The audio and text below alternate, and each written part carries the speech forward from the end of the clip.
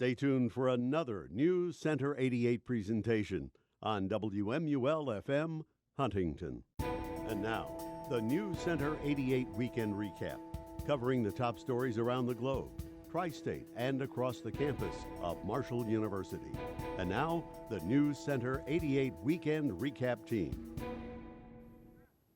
Good afternoon and welcome to this edition of News Center 88's Weekend Recap. I'm Emma Johnson. And I'm Makaylah Wheeler. Coming up on this edition of Weekend Recap, Payne, the former One Direction member, dies at 31 in an Argentina hotel fall. Emma Gallus will be in with this week's weather forecast, and Boggess will be in with the recap of the week that was in Marshall athletics. And now onto our top story. The Texas Supreme Court has halted the scheduled execution of a man who would have become the first person in the U.S. put to death for a murder conviction tied to the diagnosis of shaken baby syndrome. The late-night ruling to spare, for now, the life of Robert Robertson capped a flurry of last-ditch legal maneuvers and weeks of public pressure from both Republican and Democratic lawmakers, who say he is innocent and was convicted based on flawed evidence. Robertson was convicted of killing his 2-year-old daughter in 2002. Former One Direction singer Payne was found dead after falling from a third-floor hotel balcony in Buenos Aires on Wednesday, local officials told Argentine media. He was 31. Buenos Aires police say in a statement that Payne fell from the third floor, resulting in, quote, extremely serious injuries, unquote. Medics confirmed his death on the spot. The spokesperson for the Security Ministry of Buenos Aires Municipality tells the Associated Press the police were dispatched to the hotel in response to an emergency call about a, quote, aggressive man, unquote, and Payne, quote, had thrown himself from the balcony of his room, unquote. Authorities are investigating the circumstances of his death and have not made an official cause of death determination. Nebraska's High Court says people with felony records can register to vote in a decision with implications for the upcoming election. The state Supreme Court ruled Wednesday that the Secretary of State had no authority to declare a state law that restored the voting rights of those who have been convicted of a felony unconstitutional. The official's order could have kept thousands of Nebraskans from voting in the November 5th election. Many reside in the Omaha area district that will offer the presidential candidates one electoral vote in a dead heat race. The district voted for the Democratic presidential candidate in 2008 and 2020. Coming up, the relatives of a black man killed by Ohio police are settling their lawsuit. Stay with us for a recap of news across the tri-state.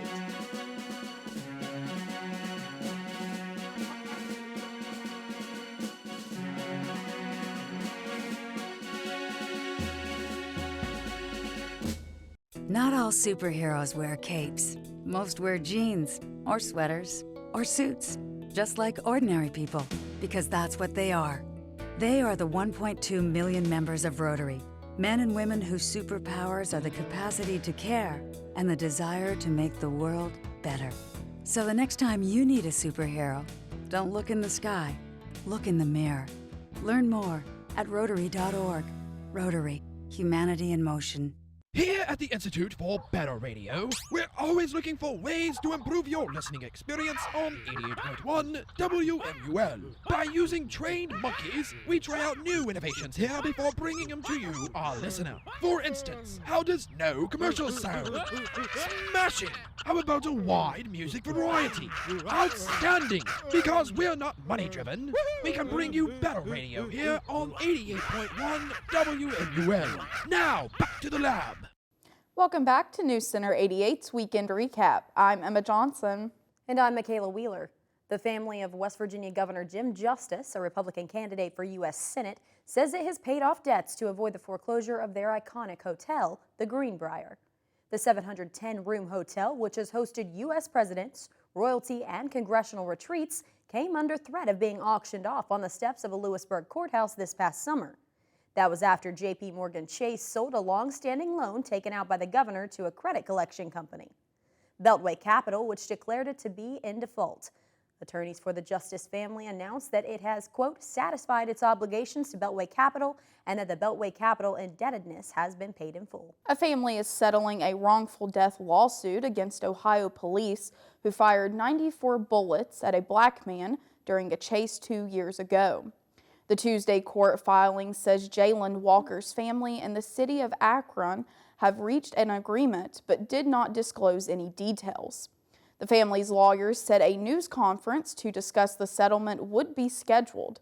City officials declined to comment while the settlement is still pending a judge's approval.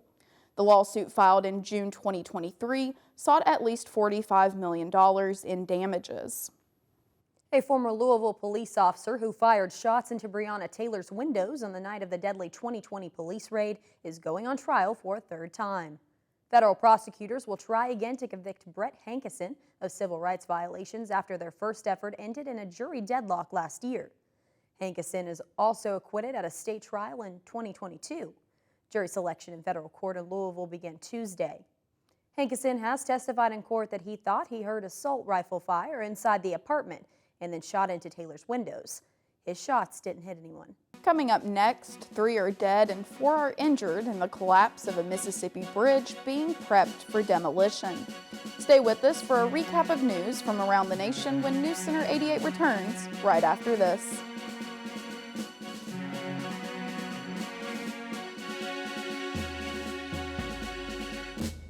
It's important that healthcare providers, including doctors and nurses, either wash their hands with soap and water or use an alcohol-based hand sanitizer both before and after they touch you. Healthcare providers know to practice hand hygiene, but sometimes they forget. You and your loved ones can play a role by asking and reminding healthcare providers to wash their hands, especially while they're caring for you. They don't mind being asked to wash their hands. They want to prevent infections as much as you do. A message from the CDC. No score here at Camp Randall Stadium. Happy to have you along this Saturday afternoon. Back inside Reed Green Coliseum in Hattiesburg, Mississippi. Bobby Eddings courtside bringing you all tonight's action. Marshall Trail Southern Miss. On the sky deck from Dowdy-Ficklin Stadium in Greenville, North Carolina, ECU leads the Thundering Herd. To the home center, Boone, North Carolina. Andrew Anspacker on board. The worldwide leader in Marshall University sports coverage. WMUL FM, Huntington. Welcome back to the Newscenter 88 Weekend Recap. I'm Emma Johnson. And I'm Makaylah Wheeler. U.S. President Joe Biden told European partners that it's important for Ukraine's Western allies to, quote, sustain our resolve, unquote, in supporting the country. The upcoming U.S. presidential election cast a long shadow over Biden's Friday visit to Germany. He met Chancellor Olaf Scholz of Germany, Ukraine's second biggest military supplier after the U.S., and they were joined by the French and British leaders today for discussions that also were addressing the conflict in the Middle East. With the election just weeks away and the race extremely tight, there are worries that a victory for Donald Trump could upset the relationships that Biden is hoping to pass on to Vice President Kamala Harris, the Democratic nominee. 3 people have died and 4 have been seriously injured after a Mississippi bridge collapsed while it was being prepped for demolition. State transportation officials say the bridge on State Route 149 in Simpson County had been closed to traffic since September 18th as part of a bridge replacement project. Governor Tate Reeves confirmed late Wednesday that 3 people had been killed. The U.S. Transportation Secretary says the Federal Highway Administration is in talks with state officials about what he described as the, quote, premature collapse, unquote, of the bridge during demolition. Many Floridians spent much of this week either waiting hours in line for gas, trying to get home, or beginning the hard work of cleaning up after Hurricane Milton. Governor Ron DeSantis said Saturday several fuel depots where residents could get 10 gallons of gas for free were set to open. Officials were also using state fuel stockpiles to replenish area gas stations. Meanwhile, President Joe Biden approved a disaster declaration for the state and will visit Florida on Sunday to assess the damage. Moody's Analytics estimates economic costs from the storm will range from $50 billion to $85 billion. And coming up, Emma Gallus will be in with this week's weather forecast. And FM 88 Sports' John Boggess will be in with a recap of the week that was in Marshall Athletics.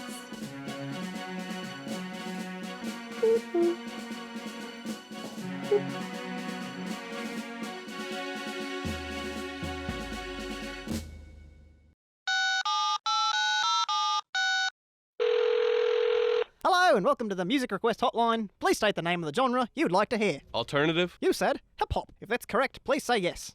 No. You have confirmed hip-hop. No. Wait. What's I that? said alternative. Country you want to hear? No. Country it is. No, I You said said alternative. sports. Alternative Techno rock. music. No. Okay, I I can- Tired of ignored requests? Call 696-6651 and get what you asked for on WMUL Thing to FM. say? No, What I can wanna do? hear Oh, yeah. jazz. Diddly-diddly-doo. I'm No. playing the jazz. Freedom of speech means freedom to say, I don't like the cafeteria food. I'm pro-choice. I'm bipolar. I want change in my government. The freedom to say, I'm Republican and I'm gay. As long as it's not hurting anyone. Whatever I say. Whatever I say, I have the freedom. I have the freedom to say it. I have the freedom to say it. This message is brought to you by the NAB Education Foundation, the Broadcast Education Association, Robert R. McCormick Foundation, and this station. Welcome back to Weekend Recap. I'm Emma Gallus, and it's time for your Metro Huntington weather forecast. We've had a chilly week with temperatures barely making it into the 60s, but this weekend will bring clear skies and highs in the mid-70s. Today, we can expect a high of around 72 degrees with a low of around 45. So even though it will be warm throughout the day, if you have any plans for the night, you might want to grab a jacket. Sunday, we will see another high around 72 with a low of 45 degrees.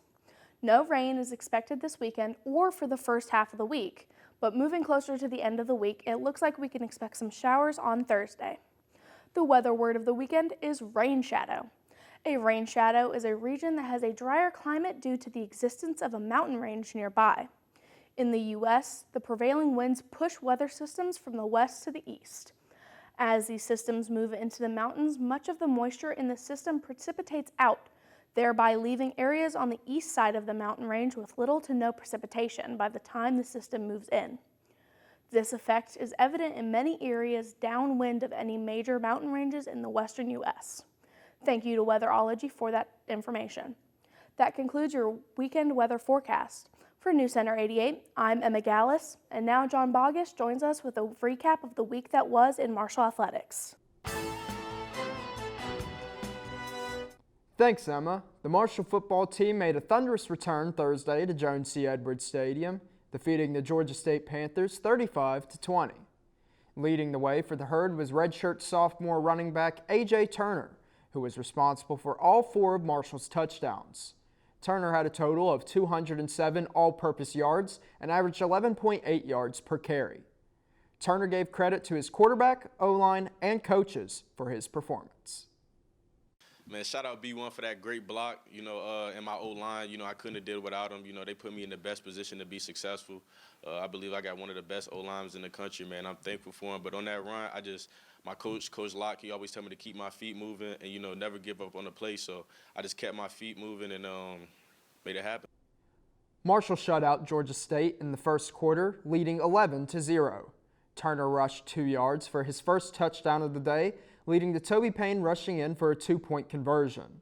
On the next drive, Reese Veerhoff would kick a 47-yard field goal, just 4 yards shy of his career-long field goal he kicked last week.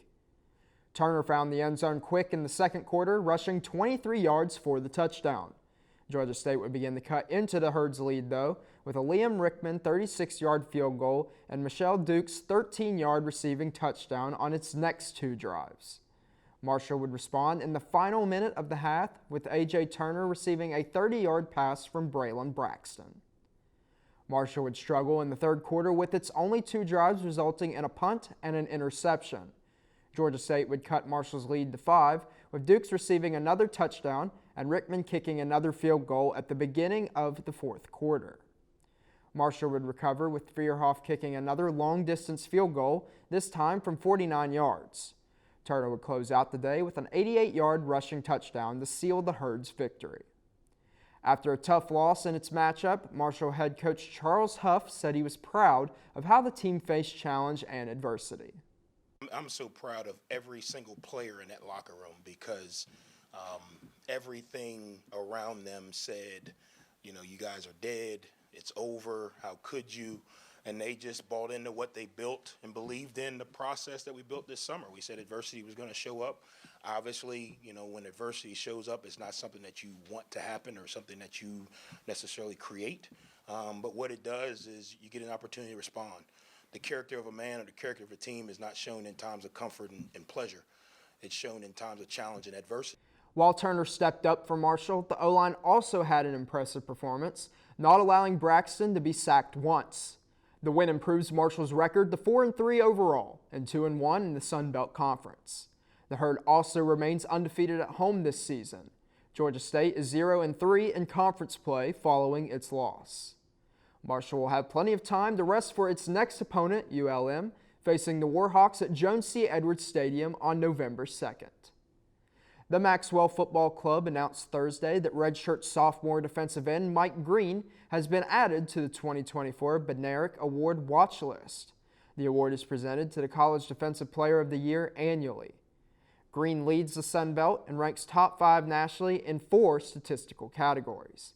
He is tied for second in sack yardage nationally at 60, ranks third in sacks with 8, and tackles with 35, and fifth in tackles for loss with 10.5 this season. The Sun Belt Conference released its preseason honors Monday for men's and women's basketball. Senior Nate Martin of the Marshall men's basketball team was named to the preseason first team, with fifth-year Obina Anachili Killen receiving preseason second team honors. The Herd received 79 points in the preseason coaches poll, ranking them 10th in the Sun Belt Conference. Arkansas State was ranked number 1 in the Sun Belt Conference with 193 points. The reigning Sun Belt Conference champions, JMU, sits at second with 170 points. For the Marshall women's basketball team, senior Island Hayes was named to the preseason first team. The reigning Sun Belt Conference champions received 118 points in the preseason coaches poll, ranking them 6th. Its opponent in the Sun Belt Conference championship game last season, James Madison, was ranked number 1, receiving 191 points. The Marshall golf team finished play at the Red Hawk Intercollegiate Tuesday, finishing 7th out of 16 teams. Junior Ryan Bilby finished 9th individually, carding a 2 under 69 in the final round. It's the 3rd consecutive tournament that Bibley has finished top 10. Senior J.F. Aber had a top finish in the tournament as well, tying for 24th with 3 under 68 after the final round. Marshall will begin its final fall tournament Monday at the Dayton Flyer Intercollegiate. That's all for the FM 88 Sports Report. Thank you to herdzone.com for all video used in this report.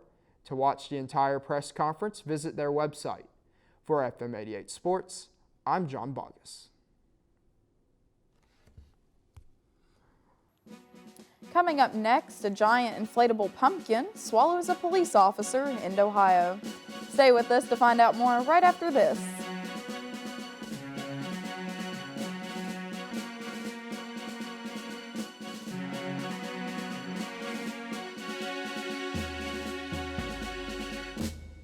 Now, ladies and gentlemen, the WMUL request line singer. Oh man, we're out of range. I'll miss all of my favorite music. No worries.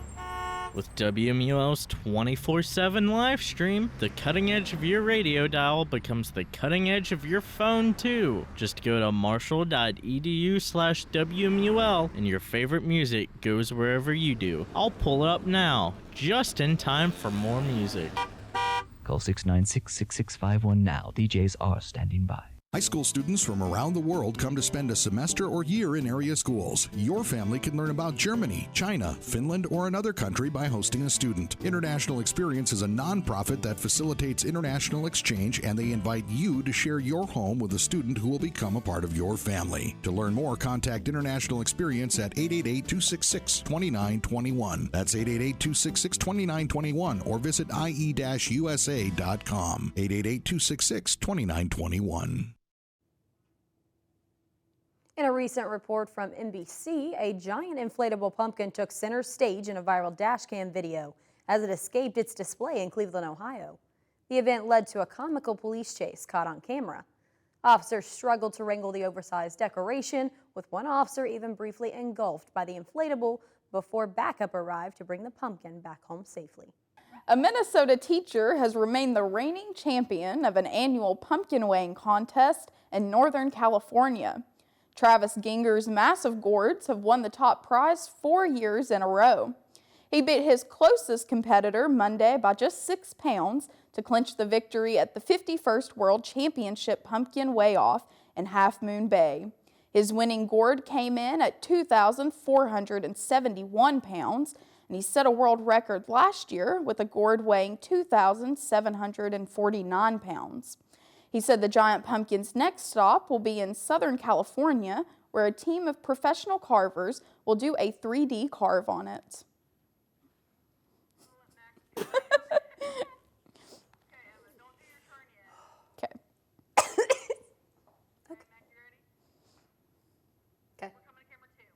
Oh yeah, we're going to the middle one.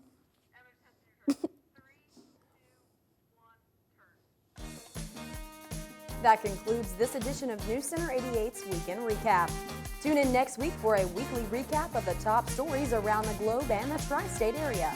You can watch this newscast anytime on JMC TV or WMUL Radio's YouTube channels. For Makaylah Wheeler, John Boggess, Emma Gallus, Nathaniel Hawley, and for the entire Newscenter 88 team, I'm Emma Johnson. Have a great weekend.